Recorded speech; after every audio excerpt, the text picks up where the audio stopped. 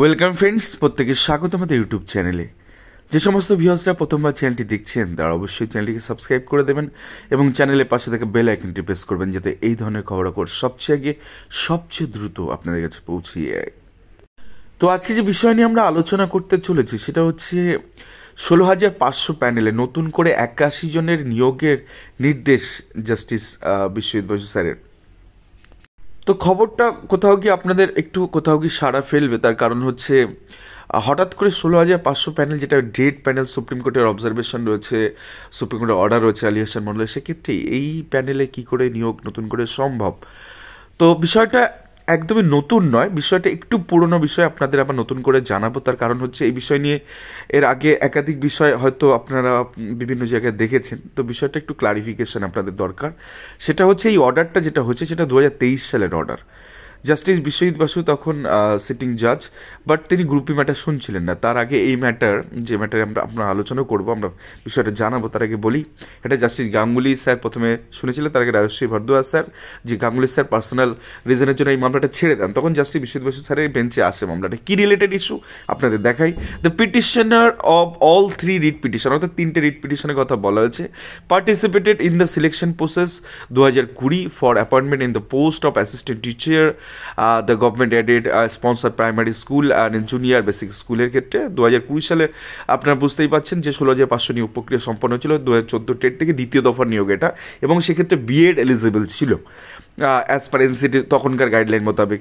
The petitioner are alleging that they were not allowed to participate in the interview aptitude test although call for on the ground that they have failed to secure 50% in their respective honors subject, অর্থাৎ অনার্সের এবং গোটা overall সাবজেক্টের একটা fund না, অর্থাৎ অনার্সে তাদের 50% নেই, কিন্তু তাদের ওভারঅল 50% আছে, বা ক্যাটাগরিতে ক্ষেত্রে 45% আছে, কিন্তু তার সত্ত্বেও তাদেরকে ইন্টারভিউতে বসতে দেওয়া হয়নি। তো এই নিয়ে মামনা হাইকোর্টে মামলা দায়ের হয়, এবং একটা দুটো রিট অ্যাপ্লিকেশন নয়, এখানে যেমন 3টে রিট অ্যাপ্লিকেশনের কথা আছে, আমি 2টো রিট অ্যাপ্লিকেশন আমি 81 খুঁজে পেলাম, অর্থাৎ 81 জন প্রার্থী, বাট অনেকগুলো রিট অ্যাপ্লিকেশন আছে, আমি নাম্বারটা দেখাতে পারতাম, বাট চাইছি না মুহূর্তে দেখাতে। তো সেক্ষেত্রে সেই মামলায় যেটা অর্ডার হয়, অ্যাকচুয়ালি এনসিটি সাবমিশন রেখে অনেকে স্টেটকে পার্টি করা হয়, ডিপিএসসিকে পার্টি করা হয়, আমাদের West Bengal board of primary এডুকেশনকে পার্টি করা হয়। তো টোটালটার ক্ষেত্রে মিস্টার ব্যানার্জি বোর্ডের হয়ে যে সওয়াল জবাবের পরে অনেক সাবমিশন, অনেক কাউন্টার এভিডেভিট হেনাতানা দেওয়ার পরে যেটা সামনে আসে সেটা হচ্ছে মিস্টার ব্যানার্জি অর্থাৎ বোর্ডের আইনজীবী বলেন,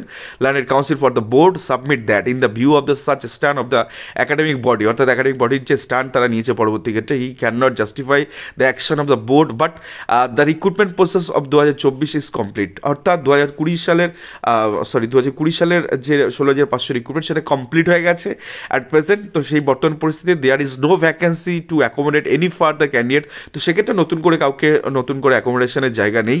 new vacancy or to be identified by the concern authority, অর্থাৎ এখানে স্টেটের কথা বলা হয়েছে, সেক্ষেত্রে টু অ্যাকোমোডেট দ্য পিটিশনার, তো ফার্দার ভ্যাকেন্সি বা ফিউচার ভ্যাকেন্সি থেকে তাদেরকে অ্যাকোমোডেশনের কথা এখানে বলা হয়, subject to the petitioner are found eligible for the appointment, অর্থাৎ সেক্ষেত্রে নতুনদের এই যে সমস্ত প্রার্থীরা যাদের ওভারঅল 50% আছে বাট গ্র্যাজুয়েশনে 50%, অনার্স সাবজেক্টে 50% নেই, তাদের কিন্তু অ্যালাউ করে দেওয়া হয় বোর্ডের তরফ থেকে, এবং সেক্ষেত্রে একটা ছাড়পত্র তারা পায়। এবং কোর্ট সেখানে কি বলে, the board is directed to take step to ascertain the suitability for the petitioner for appointment in the said post, তো সেক্ষেত্রে বোর্ডকে বোর্ডকে নির্দেশ দেওয়া হয় যে এই সমস্ত পিটিশনারদের সুইটেবলভাবে যাদেরকে অ্যাপয়েন্টমেন্ট দেওয়া হয়।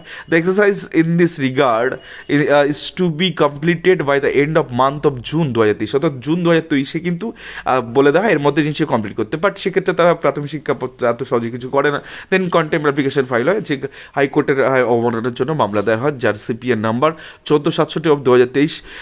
This is an application for contempt alleging wilful and deliberate violation of the order dated 10th April 2023 passed by this court in the connected with the writ petition, অর্থাৎ একাধিক রিট পিটিশনের ক্ষেত্রে একটা কন্টেম্প অ্যাপ্লিকেশন ফাইল হয়েছে হাইকোর্টের order অবমাননার জন্য।